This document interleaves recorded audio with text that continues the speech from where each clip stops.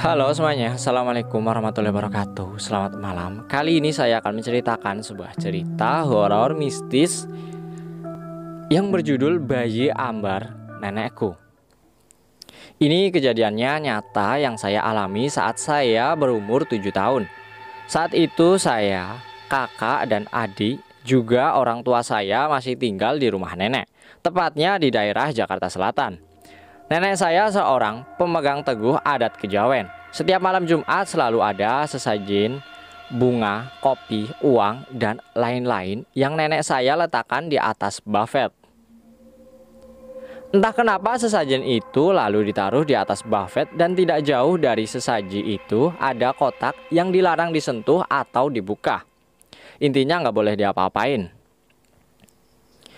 Maklum saat itu saya belum paham apapun. Saat nenek saya tertidur, kotak itu saya buka. Di dalam kotak terdapat baju anak wanita berwarna putih, kain putih yang kotor, dan ada seperti tulang-tulang yang berserakan.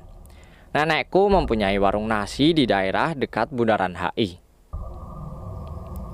Setiap hari nenek dan kakak, juga ibu aku, bangun sebelum subuh dan berangkat menuju warung tempat nenek berjualan sebelum pukul 6 pagi. Saat itu kebetulan aku bangun telat dan kesiangan. Seluruh pintu rumah dikunci. Kunci pun dibawa nenek. Seperti biasa kalau sudah begini, yang bisa aku lakukan hanya menonton TV.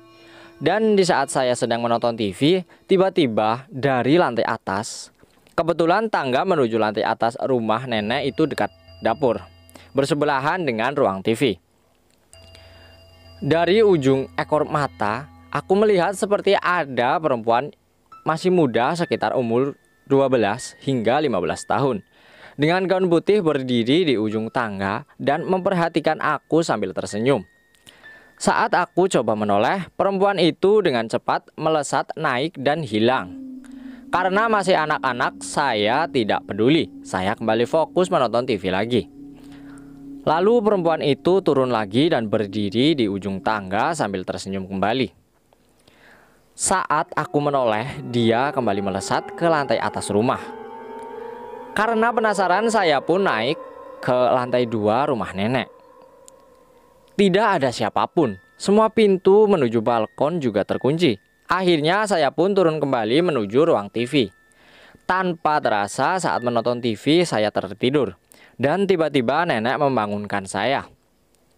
Memang kalau pukul 1 siang nenekku selalu pulang. Akhirnya aku ceritakan apa yang aku alami. Nenek bertanya seperti apa ciri-ciri perempuan itu. Aku bilang, masih muda nek, pakai baju seperti baju yang ada di dalam kotak.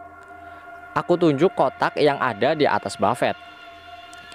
Nenekku bertanya kembali, apa aku membuka kotak itu? Aku jawab, iya. Kemarin malam.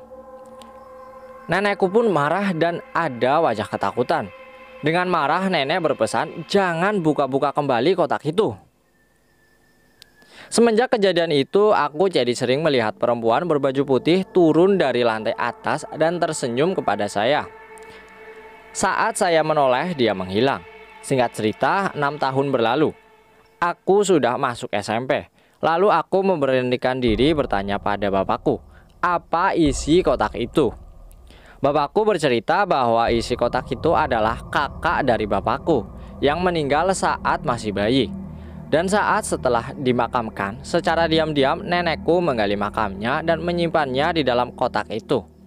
Karena nenekku belum ikhlas atas meninggalnya anak perempuan satu-satunya. Setelah nenek meninggal dunia, tulang belulang yang ada di dalam kotak dikubur kembali selayaknya manusia. Semenjak itu saya sudah tidak melihat lagi perempuan itu di tangga. Tetapi semenjak kejadian itu saya bisa merasakan dan melihat makhluk-makhluk kasat mata hingga sekarang.